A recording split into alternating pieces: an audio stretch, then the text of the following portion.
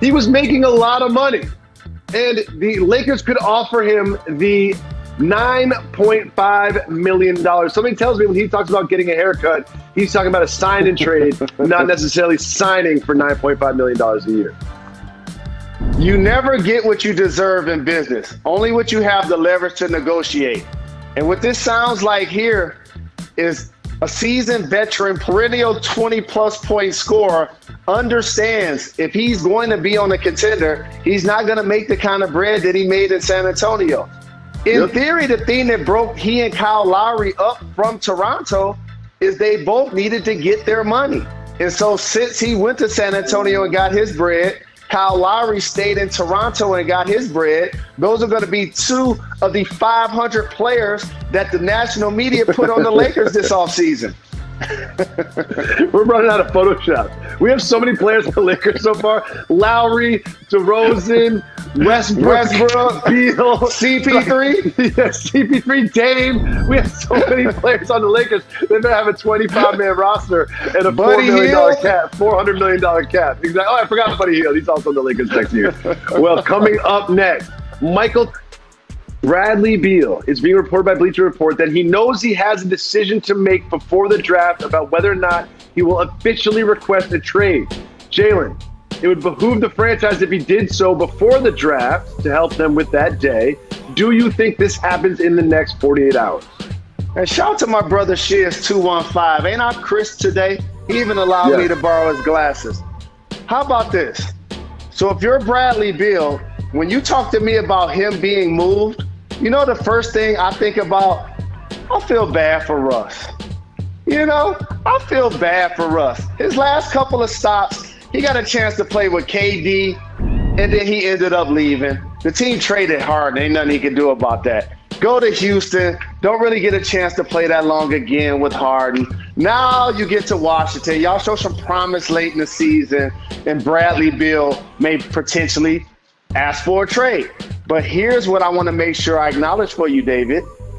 What's up? This is actually a good thing for Russ, because if Bradley Beal requests a trade, that means they talked about it. And if they talked about it, that means Washington can look up, and once training camp starts, there's a good chance that they have a new roster. Is Bradley Beal and Russell Westbrook at this point of their careers the future of the Washington Wizards? I ask you, is that the future? Since it's not, you got to go ahead and start laying them dominoes right now if you're their general manager, Tommy Sheppard, because both of those guys' value is as high as it's going to get. And you got to sell high in this case. And there's so many duos in the league. And Jalen, what do I always say about duos? You've heard this a million times. I like my duos to be complementary. While Beal and Westbrook are both great contributors, they're not complementary players to each other. Something tells me they will not be a duo on the Wizards moving forward. But who will get moved? We will see. The question now in the air is, will Kawhi Leonard return to the Clippers? Friend of the show, Mark Stein, reported that it's not necessarily a guarantee that he'll be back, and maybe the Heat or the Knicks or some other teams, the Mavs, would show interest. And our guy Woj, your Countdown Crew brother, said that he's not sold on that. He sees Kawhi with the Clippers. Rostradamus, where do you see Kawhi next year? As a member of the Clippers, because these all-time great players, Jacoby, you know what they don't want to do? Be like me and bounce all around the NBA if they don't have to. So Kawhi goes to Toronto after leaving San Antonio and wins the championship.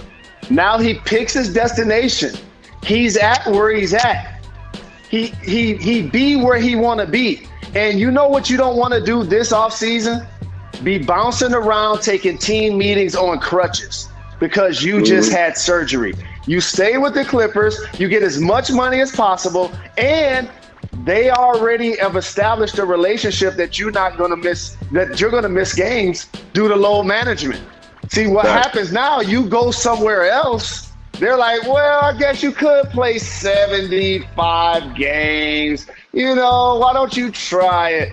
But in this situation, the Clippers have already basically built the equity with Kawhi Leonard, and he's probably going to play 65 games a year.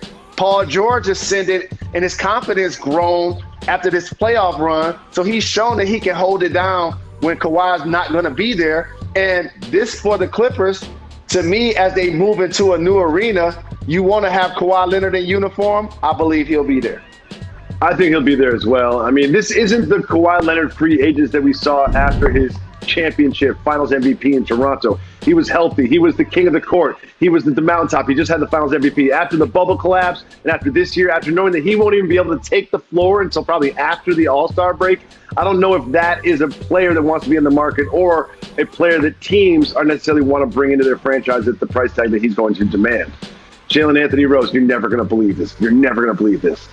There are reports about a star player going to the Los Angeles Lakers. I know that's hard for you to wrap your head around, but the latest is Schroeder turned down that 4-year, $84 million extension, which was the most the Lakers could offer him during the season, knowing that there was more out for him in free agency. And you have teams like Chicago and New York with cap space, New Orleans trying to create the cap space to go get a big point guard, perhaps Dallas in that mix.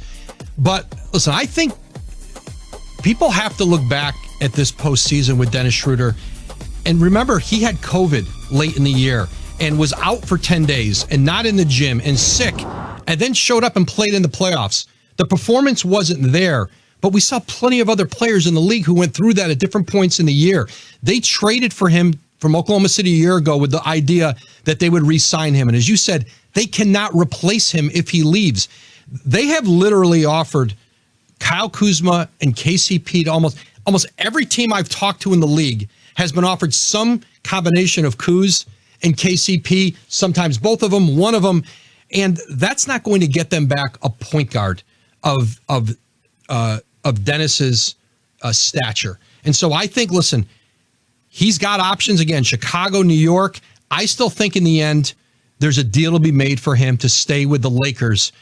Because all of a sudden now you're talking about, could we go get Ricky Rubio, like some good players, but I still think Schroeder is a player who moves the needle, and let's get him out of a COVID season, get him back with a training camp with this team, and it's probably going to look a lot different. They need another playmaker to take some of the load from LeBron. That was the idea.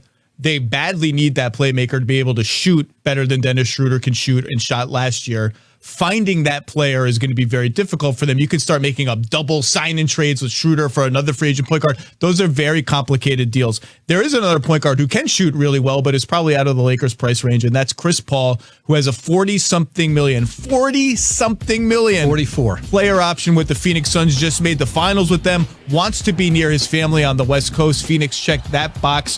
Where do we stand with CP3 in free agency? That is a fascinating question in this offseason, because remember, it's not just Chris Paul, but they've got Cameron Payne they have to pay to keep. They have extension eligible DeAndre Ayton, Mikal Bridges. DeAndre Ayton is going to want a max contract, and he's going to get it next year in restricted free agency if you don't give it to him now. Mikal Bridges might be a $20 million a year player. Now you can. I don't think there's a might be there. I think he's going to get paid a lot of money. Absolutely. Now you can push those guys off a year and deal with restricted free agency, but Chris, this is a test for Robert Sarver and his willingness to spend. It is not inconceivable that Chris Paul opts out of that contract and comes into this free agent market. And then all of a sudden the Suns are competing with everybody else and other options. And he has a lot more options in free agency right now than he had trade options coming out of OKC last year, even at 36 years old. Well, that would be a huge story. And like you said, they have a year window left where Bridges and Ayton are on their rookie deals. The pain financially comes in the next year. A team that is experiencing a lot of pain financially, but that's what they signed up for. The Brooklyn Nets tears ACL. We don't know when he's coming back. He could miss the whole season. We just need to acknowledge it. Is there any Kawhi Leonard leaving the Clippers possibility? What do we know? Because I don't care if he's injured. Teams will line up to get. We saw with Kevin Durant. If you're a top 5-6 player, teams are going to line up to get you, even if you're going to be out for the season. Maybe. What do we know about Kawhi? I've gotten no indication that Kawhi Leonard is interested in doing anything but re-signing with the Clippers, rehabbing that injury. And you talk to other teams and agents who might be talking with the Clippers. The way they're proceeding certainly seems to be with Kawhi Leonard in mind. And listen, you don't know until a player signs that contract, but you just said it's an ACL. And there's an expectation that he could miss next season. You tear your ACL in the playoffs, especially in a season where we're pushed up against next season a month later, like they can't assume he will be on the court next year, so they've got to proceed accordingly here in free agency and at the draft with their own players.